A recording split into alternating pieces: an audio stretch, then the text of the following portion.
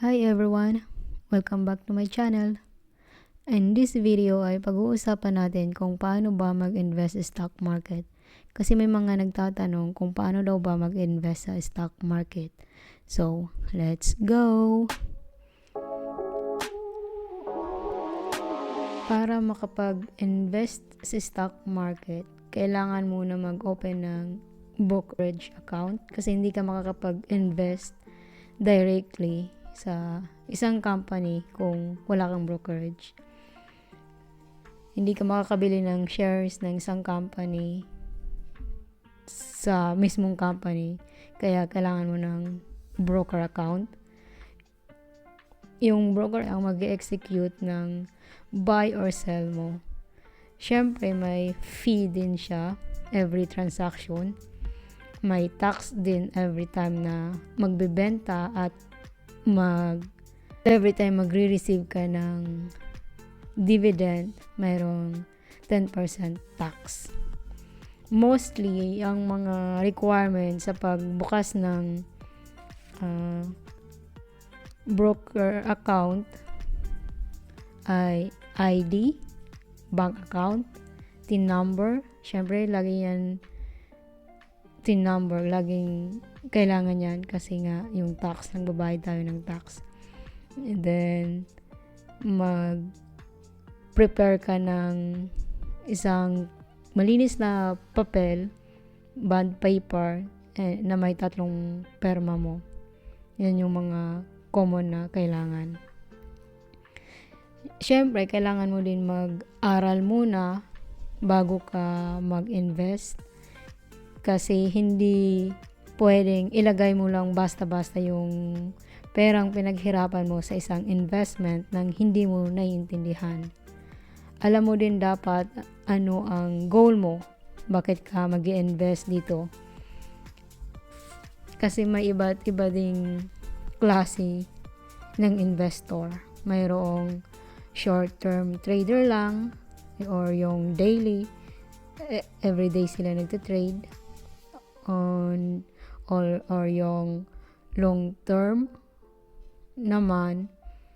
Tapos yung ang long term naman yung matagal sila bago nila i-harvest yung gains nila.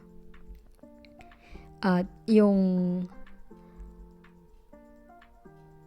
long term, mostly sa kanila, mga dividend investor. Passive income lang yung habol nila dito. So, ganun kung paano mag-invest dito sa stock market. Madami naman dyan mga free videos na pwede nyong tingnan kung gusto nyong malaman or kung talagang interesado kayo kung paano mag-invest dito sa stock market. Ang pinaka-importante lang naman dito ay yung pag-aralan yung fundamental ng isang company para alam mo kung anong company yung bibilhin mo. And chart, yung mga basic lang.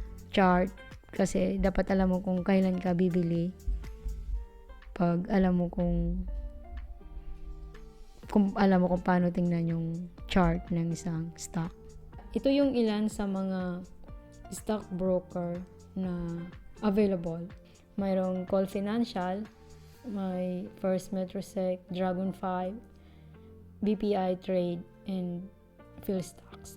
Ilan lang yan sa mga broker account na pwede nyong subukan or pwede nyong i-research. Tapos alamin nyo kung ano yung mas fit sa inyo.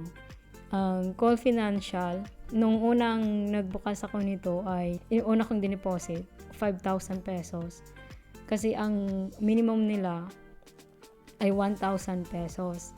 Pero ngayon, nasa 25,000 na yung minimum nila. Yung First Metrosec naman ay nasa 5,000. BPI Trade, 5,000. Dragon5, 1,000. And PhilStock, 5,000. So, more or less.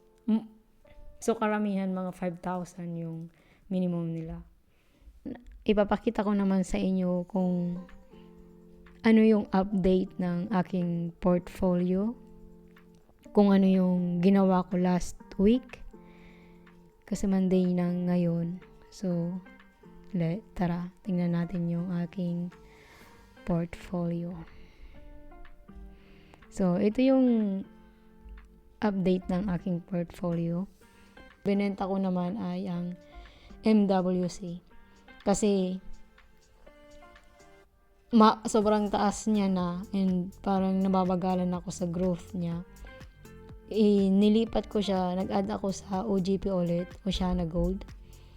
So, ngayon, makikita nyo dito, nasa 2.92% na yung ang pera na naka-allocate ko sa OGP. At nag-average down din siya. So, kanina, nag-up na siya ng 1.56%. Kasi tumaas na yung gold, kaya syempre, yung mga gold mining sa atin, sa Pilipinas, nagsiakyatan din sila. At yung kaunting tirang pera, nilagay ko kanina sa Wilcon. Nag-average down na din ako sa Wilcon, pero still, halos the same pa rin yung loss kasi bumaba siya kanina. Bumagsak ulit siya. Actually, yung Wilcon, kaya ko to binili, tiningnan ko siya sa chart by chart. Iti-trade ko lang dapat siya, kaso hindi ako nakapag-take profit. Sayang.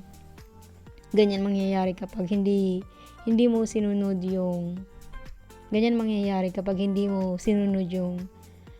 trading plan mo. Naging greedy kasi ako. Naghintay pa ako ng mas mataas na gains instead na mag-take profit na hindi ko siya sinunod. Ayun, bumagsak siya. Hindi ako nakapag-cut loss. Hinayaan ko na lang. Sayang naman kung mag-cut loss ako, ang laki. Yung TEL naman, as of today, umakyat na siya ng 4.65%.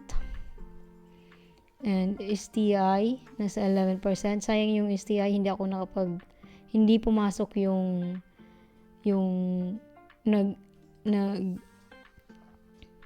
nag-order ako sa STI nung bumaba siya, yung price niya. Kaso hindi pumasok. So, today, umakyat siya ng 3%, more than 3%. At yung Seminara Mining naman, almost the same lang, hindi ako nag-add. So, yung Maynilad, umakyat na siya sa 29%. And then, RFM, around 14% lang siya. Last week, nung nag-upload ako ng video, ngayon nasa 19.97% na siya. The same with LTG, umakyat na siya. So, ngayon, nasa 24.43% na yung gain natin dito. And yung ICT, kanina, bago mag-closing, binuhusan siya. So, bumagsak siya ng 4.69%. So, ang laki ng binaba niya. Pero, okay lang. Long term naman yung goal ko dito sa ICT. So, hindi ko kailangan mag-worry about this one. So, ang mga pang-dividend ko dito, mga plano kong i-hold ng long term, ICT, LTG, and Metrobank, Emrit, Maynilad, OGP, tingnan ko yung OGP kung anong magiging movement ng gold. So, yan lamang guys for this video. And thank you for watching. See you on my next video. Bye!